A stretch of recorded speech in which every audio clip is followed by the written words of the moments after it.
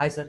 నమస్తే. సో రీసెంట్‌గా మనం చూసుకోవచ్చు వాట్సాప్‌లో అలేకే చిట్టి అని ఈ టాపిక్ అనేది బాగా వైరల్ అవుతుంది. సో అవును. ఏంటంటే ఒక కస్టమర్‌కి వాళ్ళు అబ్యూజ్డ్ లాంగ్వేజ్‌లో మాట్లాడడం జరిగింది. అవును. సో దాని మీద వాళ్ళు క్షమాపణ కూడా చెప్పడం జరిగింది. సారీ చెప్పినా సరే వాళ్ళ మీద మనం కేసు ఎయచ్చా? ఖచ్చితంగా అండి. ఎందుకంటే క్రైమ్ ఈజ్ క్రైమ్. అవును. ఇప్పుడు ఆమె ఒక వ్యక్తిని అట్లా తల్లిని తిట్టింది. నాకది నచ్చలేదు. ఆమె తల్లిని తిట్టడం ప్లస్ వాళ్ళ కుటుంబ వ్యవహారాలు ఎత్తటం, నువ్వు బాగుపడాలి అంటే నువ్వు కొనే పచ్చళ్ళ కోసం మేము బాగుపడాలా అనేది కాన్సెప్ట్ వస్తా ఉంది. ఓకే.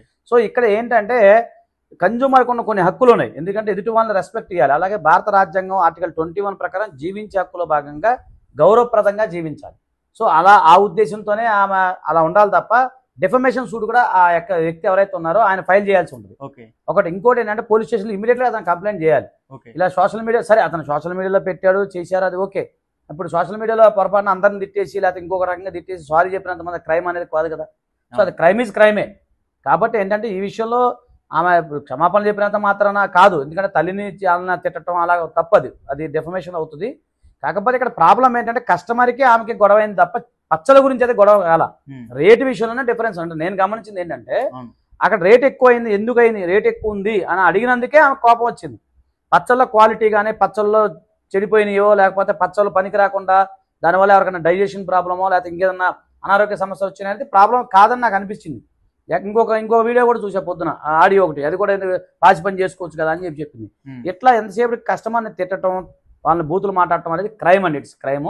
సరే ఆమె సారీ చెప్పినంత మాత్రం కుదరదు కదా. ఇప్పుడు ఒక వ్యక్తిని తిట్టేసి ఓకే సారీ అంటే ఎట్లా కుదిరింది, కుదరదు. Crime is crime.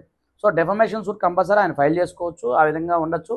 భవిష్యత్తులో కూడా అలాంటి ఇలాగ మాట్లాడకుండా ఉండాలి. ఎందుకంటే కస్టమర్కి రెస్పెక్ట్ ఇవ్వాలి, కస్టమరే దేవుడు. అయితే ఇక్కడ ఏంటంటే ఇక్కడ మనం ఆలోచించాల్సిన రెండు రకాల కోణము కాదా అనేది ఉంది. ఇప్పుడు ఆమె యాక్సెప్ట్ చేసింది. అవును, చాలా మంది నిన్నటిదాకా వాయిస్ ఆమెది కాదన్నారు, కానీ ఈ రోజు నేను కూడా అదే అనుకున్నాను. అమ్మాయి మాది అంటే ఇంకా క్రైమ్ చేసినట్టే నేరాన్ని, ఇప్పుడు నేరాన్ని అంగీకరించింది ఆమె. సో ఈ ఆటోమేటిక్ గా నేరాన్ని అంగీకరించింది అంటే షీజ్ క్రిమినల్ అని అర్థం. సో అక్యూజ్డ్ అయిపోయినట్టు ఇప్పుడు ఆమె. సో ఒకవేళ అతనికి ఏమన్నా ఉండి పోలీస్ కంప్లైంట్ ఇస్తే అది చాలా పెద్ద వ్యవహారం అవుతుంది. అలా కాకుండా ఉండి ఇప్పుడు అతను సైలెంట్గా ఉండి దీని మీద ఏమన్నా వివాదాస్పదాలు ఏమైనా ఉంటే సరి చేసుకుంటే అది ముందుకెళ్ళొచ్చు. కాకపోతే ఏదైనప్పటికి కూడా కస్టమర్కి మనం రెస్పెక్ట్ ఇవ్వాలి, వాళ్ళు గౌరవించాలి. Okay, right. ఈ కేసు కనుక మనం ఫైల్ చేస్తే కోర్టులో దీన్ని కొనసాగించు నిలబడతాం. డెఫమేషన్ సూట్ అవుతుంది. డెఫమేషన్ పరునాశం కేసు ఆ పిల్లడు ఎవరైతే ఉన్నారో అబ్బాయి అమ్మాయి ఎవరైతే వాళ్ళు ఉన్నారో వారు ఖచ్చితంగా దీన్ని డెఫమేషన్ సూట్ ఫైల్ చేసుకోవచ్చు. వాళ్ళకి లీగల్ నోటీస్ పంపించవచ్చు, దానిపైన కంప్లైంట్ చేయొచ్చు. ఇంకోటి ఆ పచ్చల్లో ఏదైతే ఉందో దానిపైన కూడా కన్జ్యూమర్ కోర్టులో కూడా ఫైల్ చేసుకోవచ్చు. స్థానిక పోలీస్ స్టేషన్లో కంప్లైంట్ చేయొచ్చు, వాళ్ళకి లీగల్ నోటీస్ కూడా పంపించచ్చు. ఓకే. యాక్చువల్లీ ఇప్పుడు వాళ్ళకి సంబంధించిన వెబ్సైట్లు ఏదైతే ఉన్నాయో alekachitipicus.in అని ఒకటి వాట్సాప్ నెంబర్ మొత్తం బ్లాక్ చేసిందండి. ఎందుకండి అంటే ఎందుకంటే కొంచెం మొహం జల్లకేమో ఒకవేళ లేకపోతే అవుద్ది అని చెప్పి భయంతో చేశారేమో మరి వాళ్ళు.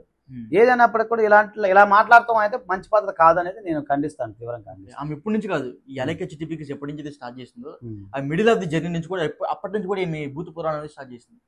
స్టార్టింగ్ ఏంటంటే మన వాళ్ళు ఎంకరేజ్ చేశారు. ఎందుకంటే చాలా మంది ఇట్లా నెగిటివ్ పెడతారు కాబట్టి ఈమె తిట్టడం సహజమని ఎంకరేజ్ చేస్తూ వచ్చారు. ఈ మధ్య కాలంలో ఆ బూతులు ఎక్కువయ్యాయి.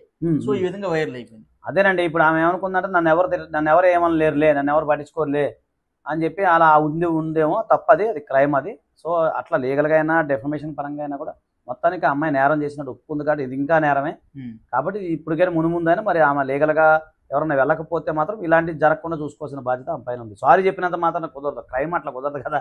ఇప్పుడు జనరల్గా ఒక వ్యక్తి నేరం చేశాడండి, నేరం చేసి సారీ అంటే కుదిరిద్దా? కోర్టు ఒప్పుకోదు కదా. ఇప్పుడు డ్రంక్ అండ్ డ్రైవ్ ఉంటుంది, ఒక డ్రంక్ అండ్ డ్రైవ్లో ఒక అతను దొరుకుతాడు.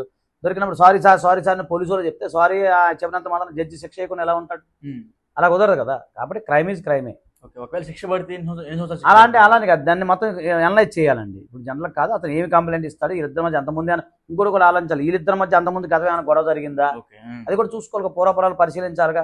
లేదు కొంతమంది ఇతనే ఆ అమ్మాయి నన్ను తిట్టాడేమో, ఆ కోపంలో అమ్మాయి తిట్టింది ఇతను రికార్డ్ చేసుకొని అంటే అలాగా జరిగి ఉండొచ్చు, ఇవన్నీ చూడాలి. సో ఎంక్వైరీ చేస్తే పోలీసు వారు చేసిన దాన్ని బట్టి ఆమె అంటే శిక్ష అనేది కాదు కానీ డెఫమేషన్ సూట్ ఫైల్ చేసుకునే అవకాశం ఉంటుంది, ఇది జెన్యూన్ అయితే. సో అది దానికి ఇన్వెస్టిగేషన్ జరగాలండి. ఓకే సరే, థ్యాంక్ యూ అండి. థ్యాంక్ యూ అండి.